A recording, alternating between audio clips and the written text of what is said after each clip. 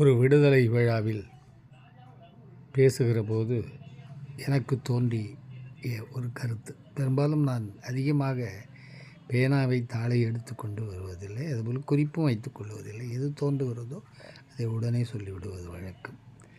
இன்று தத்துவமா அல்லது வேறா என்பது தெரியாது.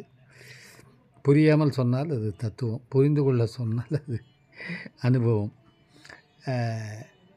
நான் அந்த விடுதலை நாள் விழாவில் நான் பேசியது, நாம் தாயின் வயிற்றிலிருந்து, அதாவது கருவறையிலிருந்து விடுதலை பெற்றோம்.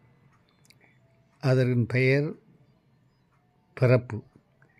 நாம் உலகத்திலிருந்து விடுதலை பெறப்போகிறோம். அதன் பெயர் இறப்பு அல்லது மரணம்.